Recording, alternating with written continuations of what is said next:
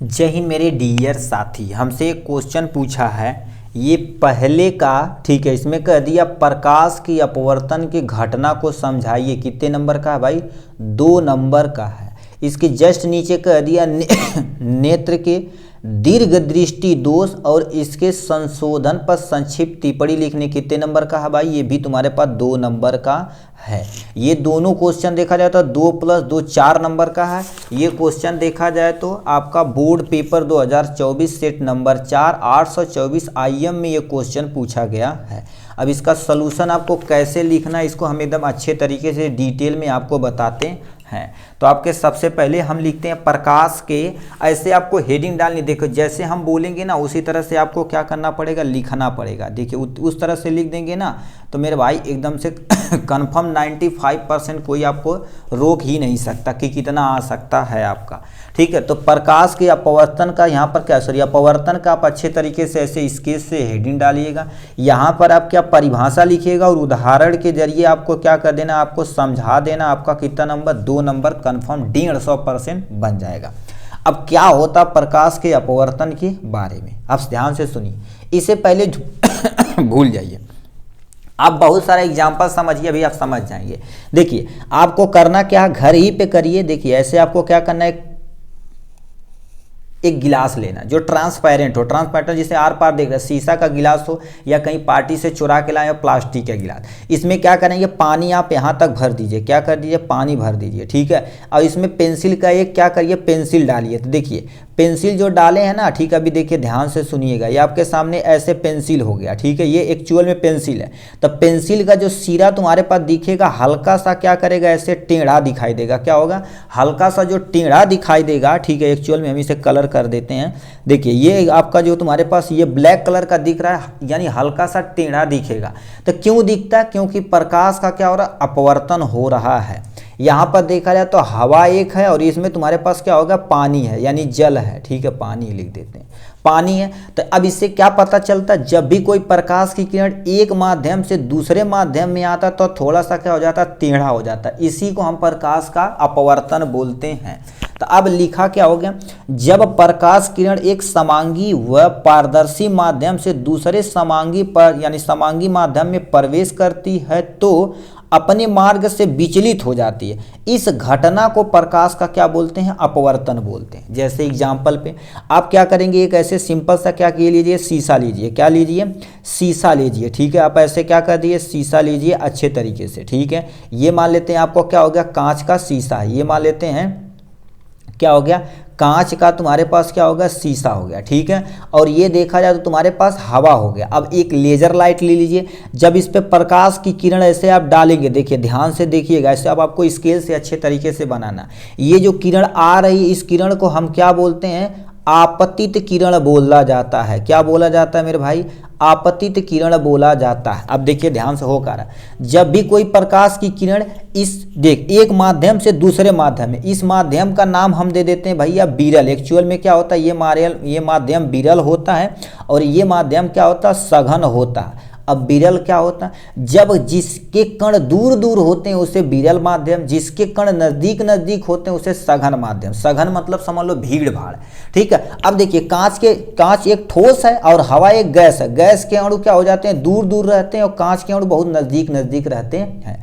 अब इसमें क्या होता है, देखिए यदि आप भीड़ भाड़ इलाके में नहीं है, यहाँ पर भीड़ थोड़ी ना, गैस के मालिक्यूल दूर दूर हैं तो आप भागेंगे, स्वतंत्र है, कोनो टेंशन नहीं। अब मेला, ये मतलब ये ठोस के अणु बहुत नजदीक नजदीक है, जिसमें जो प्रकाश जाएगी तो यहाँ पर क्या होगी, ऐसे टेढ़े मेढ़े जाएगी। ठीक है, तो इसी तरह से क्या होता है, देखिए जब भी कोई प्रकाश की किरण एक माध्यम से किसी दूसरे माध्यम यानी विरल माध्यम से सघन माध्यम में जाती तो क्या हो जाती है, हल्का सा टेढ़ा हो जाती। तो किसकी तरफ टेढ़ा होती है, उसके लिए आपको खींचना पड़ेगा एक प्यारा सा अभिलंब। तो ये अभिलंब की तरफ झुकती है। क्या कर देना है, अभिलंब की तरफ। देखो अभिलंब की तरफ झुकती तो उसी को प्रकाश का अपवर्तन कहते हैं।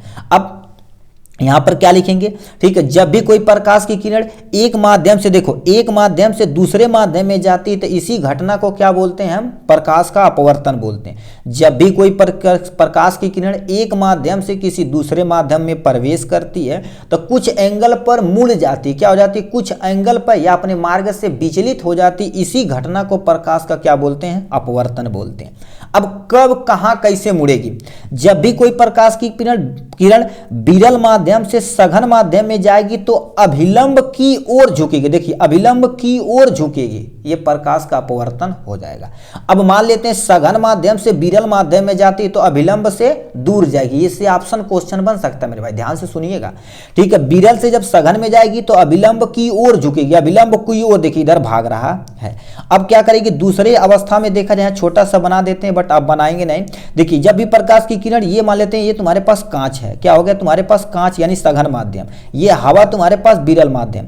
जब भी कोई प्रकाश की किरण एक माध्यम से दूसरे माध्यम यानी सघन माध्यम से विरल माध्यम में जाएगी तो ये प्रकाश क्या हो जाएगी, हल्का सा तो आपको टेढ़ा कर देना है, दूर भगा देना है। एक्चुअल में जाना चाहिए था इसको सीधा, बट क्या हो जाएगा हल्का सा टेढ़, ये था अभिलंब से, देखिए अभिलंब से दूर भाग रहा है, क्या हो गया, अभिलंब से दूर भाग रहा है, तो इसको ही प्रकाश का क्या बोलते हैं, अपवर्तन कहते हैं, ठीक है, ठीक है। इसी में हमसे नेक्स्ट क्वेश्चन कह दिया है, नेत्र के दीर्घ दृष्टि दोष क्या होता है, इसके बारे में, इसके संशोधन पर संक्षिप्त टिप्पणी लिखनी, कितने नंबर का है, 2 नंबर का।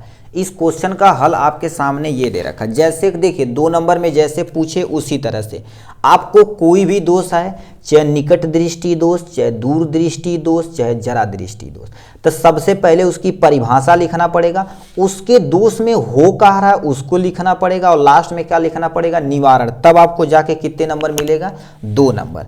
तो आपको परिभाषा कैसे लिखना पड़ेगा, ध्यान से पहले लिख लेते हैं तो आपको हम बताते हैं, ठीक है, ठीक है। तो आपको इतना इस चीज में लिखना पड़ेगा, सबसे पहले परिभाषा क्या दे रखी है, ध्यान से सुनिए। देखिए दोष जो रहता वही वस्तु स्पष्ट आपको दिखाई देता है, यदि दूर दृष्टि दोष है तो दूर स्थित वस्तु तो सही से दिखाई देगी, बट नजदीक जो वस्तु रहेगी सही से नहीं दिखाई देगी। तो क्या लिखा, दूर दृष्टि दोष में या दीर्घ दृष्टि दोष, बात एक ही है। दूर दृष्टि दोष में नेत्र दूर की वस्तुओं को स्पष्ट देख सकता है, मतलब जो कोई दूर वस्तु है तो उसे स्पष्ट देख सकता है, परंतु निकट स्थित वस्तु को स्पष्ट नहीं देख सकता, इसी दोष को क्या बोलते हैं, दीर्घ दृष्टि दोष या दूर दृष्टि दोष कहा जाता है। अब इस दोष में होता क्या है, दोष हेडिंग डालेंगे। दूर दृष्टि दोष में प्रतिबिंब रेटिना से क्या बन जाता है, पीछे बन जाता है। एक्चुअल में डायग्राम आपको बता के दिखाते हैं, यहाँ पर ये मान लेते हैं आपका एक नेत्र का ये हो जाएगा, ये अब ये तुम्हारे पास यहाँ से हो जाएगा, ये हमारे पास लेंस हो जाएगा, ये आपके पास रेटिना हो जाएगा, ठीक है। तो इस दोष में होता क्या है, एक्चुअल में देखिए प्रतिबिंब सीधा, प्रतिबिंब यहाँ से गया सीधा, बट नेत्र के द्वारा क्या कर दिया जाता है, इसे लेंस के पीछे बनाया जाता है, क्या हो जाता है, लेंस के पीछे बनाया जाता है, जिससे वस्तु जो भी तुम्हारे पास ये वाला पोर्शन रेटिना है, ये तुम्हारे पास क्या हो जाता है, रेटिना से देखिए क्या बनता है, रेटिना से पीछे बनता है। ये सब जब बनाइएगा तब स्केल की मदद से ही बनाइएगा, तो क्या हो जाता है, प्रतिबिंब रेटिना के पीछे बनता है, जिससे वस्तु स्पष्ट नहीं दिखाई देती है, जिससे वस्तु स्पष्ट नहीं दिखाई देती। हेडिंग डालेंगे नेक्स्ट में तुम्हारे पास निवारण। निवारण में क्या करेंगे, किसी ऐसे लेंस का प्रयोग करेंगे जिसे इकट्ठा करके थोड़ा सा नजदीक कर दे। तो निवारण में क्या कर देते हैं, जो आंख होती है ना, ठीक है, ये आपके सामने आंख हो गई, ये आपका ये हो गया, ये आपके पास क्या हो जाएगा, लेंस हो जाएगा आपके सामने ये।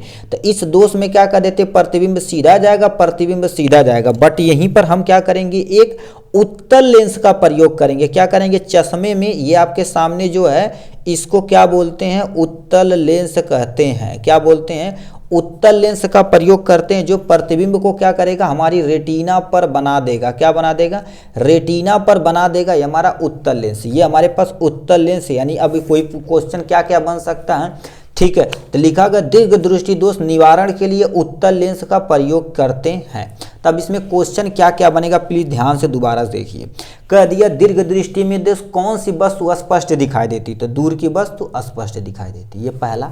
अब यहाँ से नेक्स्ट कोई एमसीक्यू बन सकता है क्या, दीर्घ दृष्टि दोष में प्रतिबिंब कहाँ बनता, रेटिना से पहले, रेटिना के पीछे या रेटिना पर, तो बोलेंगे रेटिना के पीछे बनता या रेटिना के बाद बनता है। नेक्स्ट में क्या एमसीक्यू बन सकता है आपसे, दीर्घ दृष्टि दोष निवारण के लिए किस लेंस का प्रयोग किया जाता है, तो बोलेंगे दीर्घ दृष्टि दोष निवारण के लिए चश्मे में उत्तल लेंस का प्रयोग किया जाता है। किसका, उत्तल लेंस का प्रयोग किया जाता है। ठीक, तो ये 2 क्वेश्चन हमसे पूछा था जो हमने क्या कर दिया, आपको स्पष्ट करके आपके सामने दिखा दिया। ठीक है, इसी तरह से आपको क्या करना है, सब कुछ करना है। चलिए नेक्स्ट क्वेश्चन पे चलते हैं भाई, उसको देखते हैं।